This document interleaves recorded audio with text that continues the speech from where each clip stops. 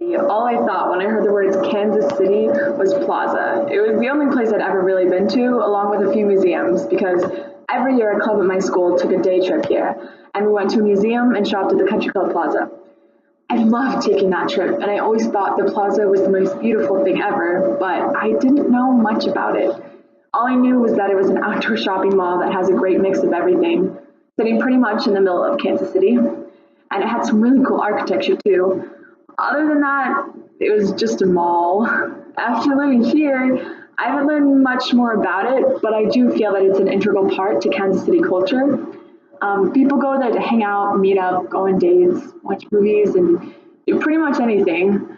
But there's also so many festivals held there and things you can do and see only in Kansas City.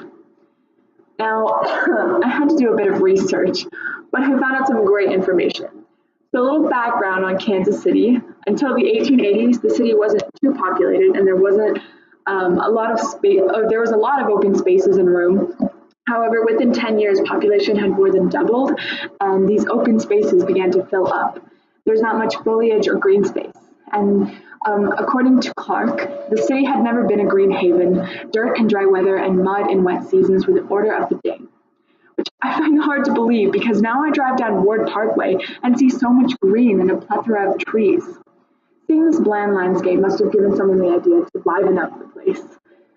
Another quote from Clark: "In a city where almost no street trees existed, the idea of planting anywhere from 2 to 4 rows of trees along roadways seemed almost revolutionary. A plan was hatched to increase parks and green places and the trees we drive past daily. Not only was the city to become greener, but a man of the name of J.C. Nichols would soon be unknowingly endeavoring to create the plaza that we love so dearly today." This information is from Clark. And the city had begun to thrive and grow, beginning to become the lush, beautiful city that we know today. Sorry.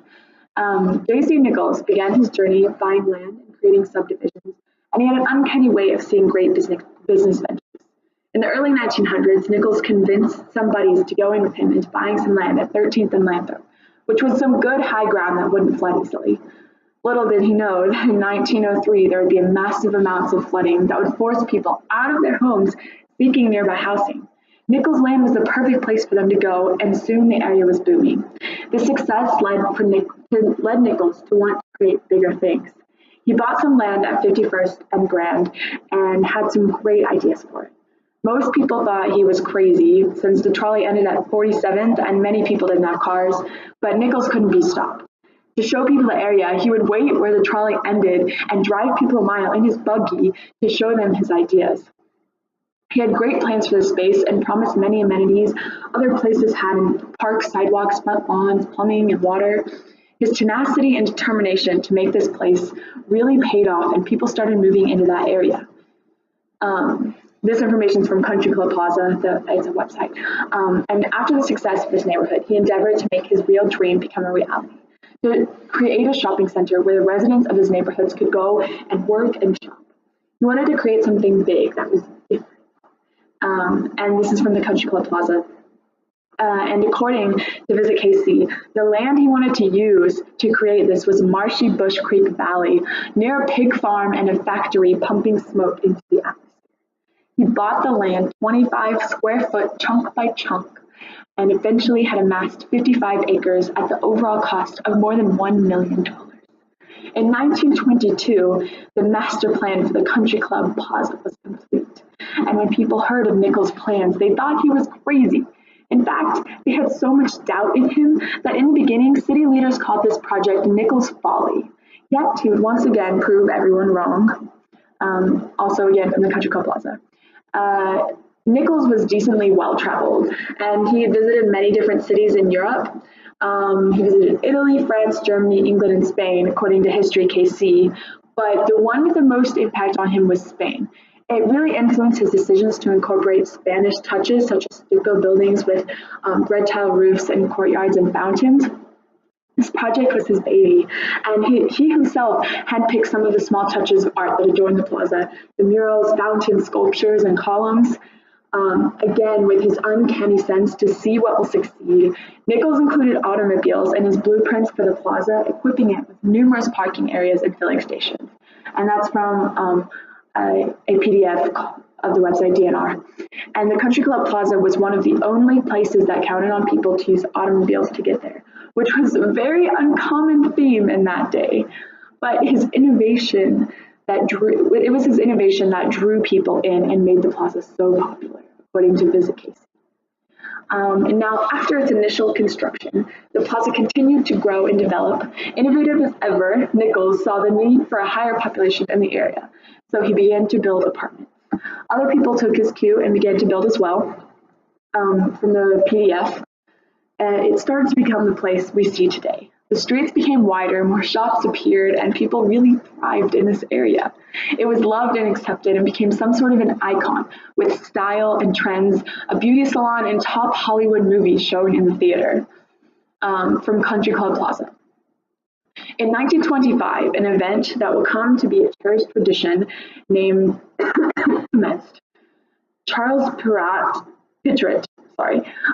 he was the manager of the plaza at the time, strung up the first strand of lights in honor of the holidays, according to Biz Journals. Then merchants decided to participate, and they voted to put out miniature Christmas trees in front of their businesses and hang their own lights up, according to Visit Casey. And this started the tradition of lights, something I think many Kansas Cityans hold dear to their hearts. I know when I see the lights go up at the plaza, I get so excited for the holidays. My favorite part is that we can see it from our own campus. And in early 1950, Nichols passed away, but his vision remained. His son took on his position and ensured the plaza would continue to grow and change. The city and the people did. Following in his father's footsteps of not following the status quo, Miller Nichols, let's call him Nichols Jr. to ease confusion, decided to build hotels around the plaza and add more apartments. Not only was Nichols Jr. keeping up with maintaining buildings, he kept his father's vision of art in the plaza and looked for the finest pieces of art to add to the ever-growing plaza. And this information is from Country Club Plaza. One piece of art that's very important to the plaza today is the J.C. Nichols Memorial Fountain. It was originally sculpted and lived in a mansion in New York, but it was vandalized and parts were missing. Nichols purchased the fountains to be placed in Kansas City, and it was refurbished and dedicated in 1960, according to Casey Parks. And I found a picture from it back in 1960 that's in black and white, and then there's a picture of it from today, and it's really cool because it's not too different. Like it really looks quite similar to what it did back in 1960. And this fountain can be seen driving past the plaza from certain areas, and occasionally they'll change the colors of the fountain, which I really love because, I mean, sometimes they'll do blue for royals, of course, but my favorite is in the beginning of September. The color changes to yellow for Childhood Cancer Awareness Month, and that's just yet another piece of culture that the plaza brings to Kansas City. In September 1977, tragedy struck, and Brush Creek, which was usually a calm, quiet river, became an angry giant and attacked the Country Club Plaza. Stores were destroyed and hearts were broken to see the losses, but the morale remained high. The next day, a cleanup began, and people at the plaza brushed themselves off and stood back on their feet. The annual Plaza Art Fair was just around the corner, opening in a mere 10 days, and the people were determined to have it go on. Some were able to clean up and open back immediately. Others took the fateful event as an opportunity to make their store better than it was before, and only a few had to close up shop for good. The Plaza Art Fair went on, and it was a huge success. One of the best years that it had to come yet, and this is from the Country Club Plaza. Tragic events would not bring the plaza down, only make it stronger. Today, the plaza maintains the integrity of the original vision of J.C. Nichols. It continues to keep up with the ever-changing times of Kansas City and has contributed to the beautiful skyline we look out of our windows and see every day.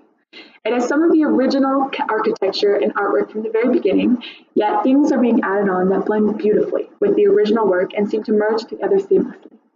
I knew the plaza had to have a history, although I didn't know what I was getting myself into in researching this topic because it has such a rich and beautiful history. The plaza has been around for almost 100 years, and although it has changed, the original idea behind it remained the same. It's still a shopping center, but now it's surrounded by amazing restaurants and a plethora of other unique businesses that holds incredible cultural events. It draws people in from other cities, like it did me from Springfield, and influenced other cities' architecture and design. It's so incredible to see the impact that one man had. Even in our own library, his name pops up. I know that the plaza now is not just a mall. The Country Club Plaza is something that can bring people of any age, race, or gender together, and I think that that is part of what Kansas City is all about. It's a huge mixing pot of different cultures, and you can really see that come out at the plaza. I believe the rich and diverse history and culture of the plaza will continue to thrive and change with the culture of Kansas City. Thank you.